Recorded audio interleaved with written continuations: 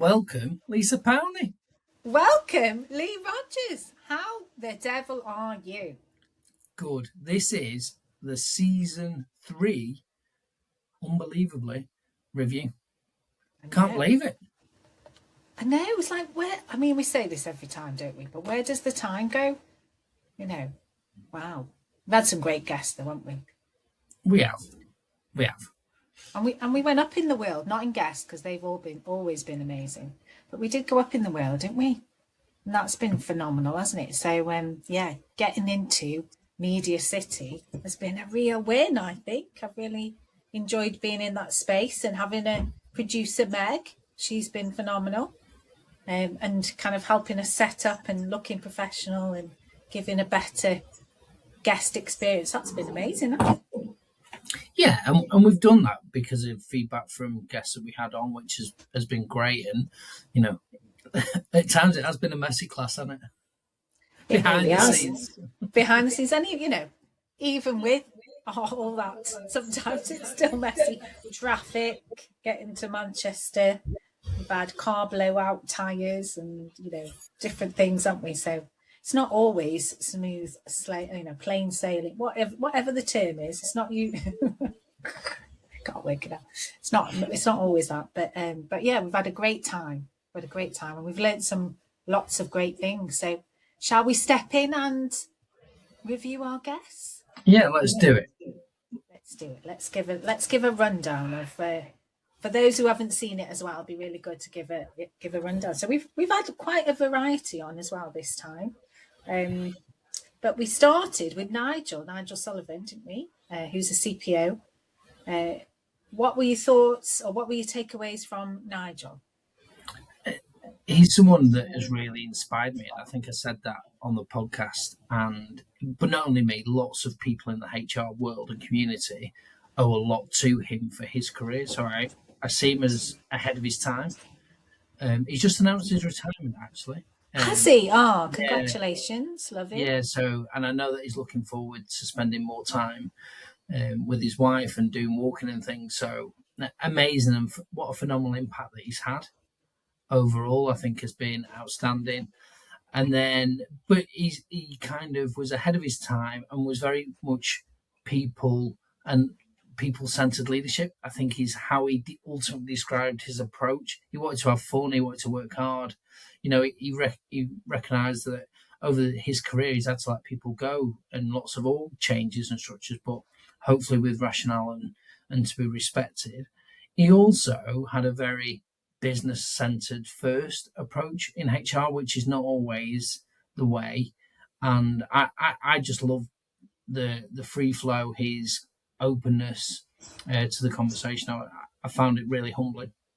Yeah, I agree. I got lots from it, loads of experience in that space. And again, for me, I did feel ahead of his time, in multiple businesses as well, trying to take HR really into that people first, but business first. I know you can't have two first, but, people and business objectives hand in hand was really phenomenal. So that was a great guest. Then we went on to meet Gillian, who was our ex-CEO of IKEA. And we had lots of laughter, I remember, lots of laughter with Gillian and lots of really human stories. Any particular takes from Gillian? What a wonderful lady, really. She was so warm. She was so humble and very much take me as you find me, I think were her words in the episode. I love the fact she went and did and put lots of emphasis on floor walks. And that's how you learn with your people. She didn't strike me as someone that was in an ivory tower. And I knew people personally that had worked in the stores that she'd run that had talked about what an amazing time they'd had. And it was only when we spoke to Gillian that kind of came back to mind. And, because where I live in Warrington, there was lots of people that had gone and worked in their stores and was their opening of their career. And they had an amazing time. So, yeah, I loved it, actually. She was so warm. Loved it. Yeah, she's an absolute delight, a real pleasure. And loads and loads of stuff, like, a CEO who really knew their people and was genuinely with care and great conversations, move everything forward. But also what I loved as well is the culture side. So she got to see IKEA. I mean, already it was Scandinavian, but she got to see that in, China and different places. And, to be able to bridge some of those cultures was a real lesson as well. So that was a real highlight, as well as Nigel. We then went on to see Wayne Clark, and he was the CEO of the World Class Leader. I think for us, I guess his breadth, that there is, he'd been to 40 countries with his work, and that was phenomenal. But I guess what he'd really pull from that is like the research around across the globe. What does leadership look like? So there was some real good traits, and then again some really funny stories. When he went to Liverpool and was talking about inclusion and diversity. There's some very funny stories in there for anyone who hasn't watched it. It was a very good listen. Yeah, and again, his knowledge and what I liked about him, and it is he challenged leaders, but in a safe way, I guess, to get the best out of them and to get them to think ultimately for themselves. But like you say, again, there was a cultural aspect of go and understand the culture that you're working in, like 4 or 5 times, get the essence of a place, and then start to do your work. Don't just try and do it from your own perspective. So it goes back to kind of an inclusion theme, I think, and diversity. Absolutely. But I guess a final bit was he had a bigger mission, didn't he? So he wanted to change the leadership as a way of changing the landscape of the world, because leaders are everywhere. So he works with a lot of governments and different elements. And I guess he really wants to help leaders make a difference, a positive difference in the world. So that really struck me and resonated. I know with both of us, because we are very much purpose driven as well. So that was a really good one, really good. And then we had the ball of energy, that is Amanda Chadwick. So very much in the world of HR. So keeps people safe, I would say. That's a big thing. She keeps people safe in the world of HR and keeps them on top of what they need to be thinking about. Is a huge influencer in that space, like real influencer, and speaker. So, when she puts an event out or when the things happen, people rock up, don't they? They want to hear. But that's because she not only has the information, she puts it in a way that's really easy for people to understand. She's very accessible, but she's got a great personality, and that came across in oodles and boodles. But also, she did really tap into a personal story while she was with us. And my gosh, has she got a personal story to tell, hasn't she? What did you take away from that? There's not many people, Lisa, that speak about it in that way. What people see is the bundle of energy, the joy, what she's doing, 20,000 people on a webinar each week. I was overwhelmed, a little bit shocked, if I'm honest, about the depth in terms of which she went to. And there was something that shone in her that I could see, like the passion to do right for people, irrespective of her experiences. She really has been able to flip what's gone on in her life for good for others. And I'm a massive, like when you say purpose driven, that is something that is right core to me. So if you've not listened or watched that, it's just worth a listen, because like you say, it's an amazing personal story, but broader than that, it's a real element of, like, there's lots of people struggling right now, and anyone listening to that will find hope ultimately. They will. And she's real fun. So she's a ball of fun as well. So she goes to those deep and darker places, but always ends with the fun and the joy and the learning. So yeah, love that. That was great. And then we went on to a different ilk or a different theme. That we had Lee Chambers came in to talk to us about allyship. So runs his own organisation, which is really driving how can we make a difference for boys and men's, but with the bigger purpose that we bring more equality and inclusion in work, around gender. So he does a lot of work in that space, having lots of impact. He's had, a huge amount of traction in this space. He's even taken some of his research to the House of Commons, looking at our probably most vital years, population right now. So boys between 11 and 16. So truly trying to give them a voice for making a difference out there, and gave us some real insights into his story, why, how or why this is really important to him and his experiences, but also some real impact stories as well. So for anybody who's really interested or passionate about how do we change that equality landscape and what can you do as a male and a female, that's a really good listen. What were your takes, Lee? The research again, the fact he's a psychologist, it really led it. He spoke a lot about theories. He was clearly really well informed, but it's a really topical thing right now, Yeah, and it has been for a number of months, years, and he's changing the game in it. And obviously that needs a whole societal effort, but it's really encouraging that there are people out there doing a bit. I think, yeah, I'm curious in that space, about how we do get gender equity, because it's 2026 and I don't think we're doing as well as we possibly should be. We talk about leadership.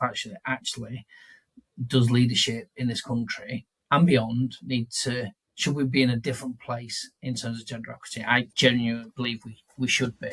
So it's great to hear ideas and efforts towards that. yeah, brilliant. I know you're absolutely an ally, Lee, in that space. So yeah, definitely a good one. And then we went on to speak to someone who lives a bit more in our world or our space around leadership development and coaching and probably culture change. So Zoe Thompson, an interesting start to a story. So not from the UK, but had a story around powerlifting. So she was a world champion powerlifter. I think I recall that. Might not be the right title, but she did very well in that space. And she's worked in the police, so some of the hardest areas to implement and develop all this stuff, and really believed in the power of creating really good habits, and breaking it down to the simplest of elements and having some real goals and focus there. In terms of your leadership, she was very action orientated. I like that about her, and really added some new thinking, even though that's we're in the similar or same space. I felt like I learned some new stuff or got excited about some existing stuff maybe, but talked about it in a different way. What about you? Yeah, similar really. In that, I think you always learn in this space. I think as a coach, it's wonderful to have have conversations about approaches, about thinking, and it's often little nuances. I mean, what I was super impressed with was her application. To go and do the things, to go and live and breathe in the police as a leader, as a female leader, was tough, irrespective of what was going on in her day job. Actually, then to the leadership elements of that, which often were first or were new or departmental, she had to break through those barriers, and she clearly did that. But she'd built her own resilience, and she knew what she was about, and she knew what she was capable of, which is phenomenal. And I think that she's used that to good effect for impact and value for others, because she helps people gain clarity and be goal action orientated, which again you say that's something that we would definitely focus on. So yeah, it was wonderful, and I think people can always take stock in their own lives. If you're listening to this now, it's well worth a listen, because you go, well, how could I do that for myself and stick to it? Absolutely. So really inspiring. And then I'm going to talk about these next two ladies together, because we saw them on the same day, or we had the pleasure of being interviewing them as guests on the same day. And they're both maybe more at the other end of the age scale, we'll say, but beyond inspiring, in terms of if there's a concept about never retiring and keep on going till the very, very end and still keep inspiring others, then these two ladies did it in oodles and boodles. I've said that before, haven't I? In loads and loads. That must be the word of the day. But our first was like Joan Jones. Oh, Joan. What an amazing, inspiring woman, whose story could be on Netflix. It should be the next Netflix story, or at least a book. Her story of adversity as a young teenager, and what she did to keep her life going. As a survivor, she was never a victim of her circumstance. As a survivor, set me to tears. I heard her story before that day and I was in tears, and I heard it again and made me very, very emotional.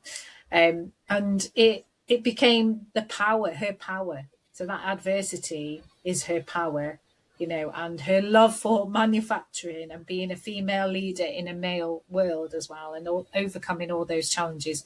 And, ultimately, probably by the age of 50, really had some amazing success, but truly humble, like does not recognize how amazing she is in that space.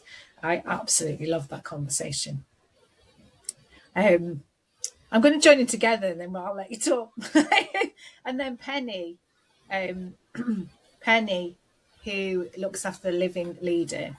Again, at our other end of the scale, is in her early 80s. I don't want to get the age wrong, so I'm going to say early 80s, and still absolutely bossing it, down with the kids then. And she started her absolute success story when she was 50 again. So, had probably a good but steady life up to that, and then adversity hit and she thought, now's my time, and she developed this amazing business and it just took off, but with real purpose and passion, and has a real mission around leadership again, and being your authentic self as a leader and being able to show up in that space and impact others in a really positive way. And I know for you personally, you've experienced that, and it was a real defining moment for you as a leader in that space. So what a privilege that day we had. Yeah, it was a day that'll last long in the memory. And I know we've kind of used that phrase before, but it will. I mean, I followed up with both ladies because it inspired me so much. And, like Joan, as well as being an MD of two businesses, is also a brilliant coach, and supporter of others to give them a helping hand, basically using her wisdom and knowledge, which it's just so inspiring. Honestly, if I could give her an award for something, I would, like a community award or whatever. Like, she was so inspiring. And then the thing I remember about Penny, and I've known Penny and of Penny for a long time, is she travelled like 4.5 hours to come and see us in the most horrendous weather, a bit like today, to be honest.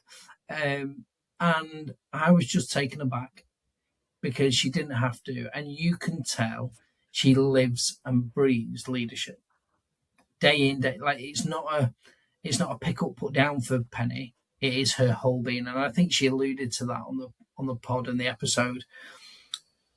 The impact she's had on the number of people that she's interacted with, and we said that about other guests, is just phenomenal. Like, Living Leader's been put into 6 different languages now. It's been rolled out right across the world, and it's as strong today as it was 30 years ago.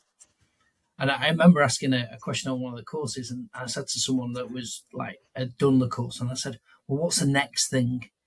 And she went, "What do you mean? What's the next thing? This is it.